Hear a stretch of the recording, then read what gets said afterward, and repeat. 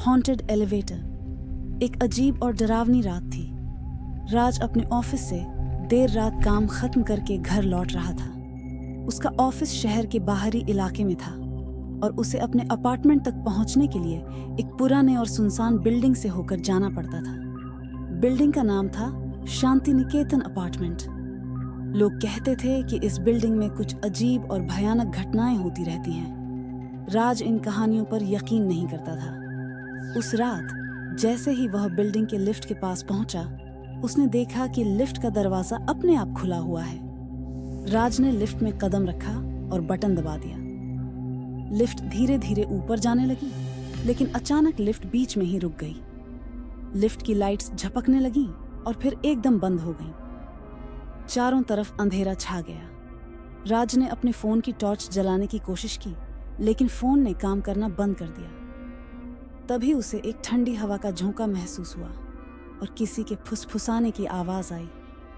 तुम्हें यहां नहीं आना चाहिए था। राज का दिल तेजी से धड़कने लगा। उसने हिम्मत जुटाई और लिफ्ट का दरवाजा खोलने की कोशिश की, लेकिन दरवाजा जाम हो चुका था। अचानक लिफ्ट फिर से चलने लगी, लेकिन इस बार वो तेजी से नीचे की ओर जा रही थी। लिफ्ट रुक गई और दरवाजा खुला। राज ने देखा कि वह बिल्डिंग के बेसमेंट में था, जहां एक पुरानी और जीर्ण शीर्ण लिफ्ट खड़ी थी। उसने देखा कि लिफ्ट के अंदर एक साया खड़ा है, जिसकी आंखें लाल जल रही थीं। वह साया धीरे धीरे उसकी ओर बढ़ने लगा। राज ने चीखने की कोशिश की, लेकिन उसकी आवाज गले में ही अटक गई। उसने तेजी से भागने की कोशिश की, लेकिन उसके पैर जैसे पत्थर के हो गए। साया अब उसके बिल्कुल सामने था। तुम्हें यहां नहीं आना चाहिए था, साया ने फिर से कहा। अचानक लिफ्ट का दरवाजा जोर से बंद हो गया और लिफ्ट तेजी से ऊपर की ओर चल पड़ी।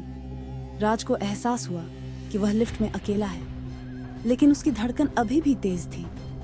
लिफ्ट ने उसके फ्लोर पर रुककर दरवाजा खोला और राज ने जल्दी से बाहर कूदकर अपने अपार्टमेंट की ओर दौड़ लगा दी। उसने अपने अपार्टमेंट का दरवाजा बंद किया और तेजी से सांस लेने लगा। उसके बाद राज ने कभी उस बिल्डिंग का रास्ता नहीं लिया, लेकिन हर बार जब वह उस बिल्डिंग के पास से गुजरता, उसे लगता कि कोई उसे देख रहा है, कोई जो नहीं चाहता कि वह उस बिल्डिंग के पास भी जाए।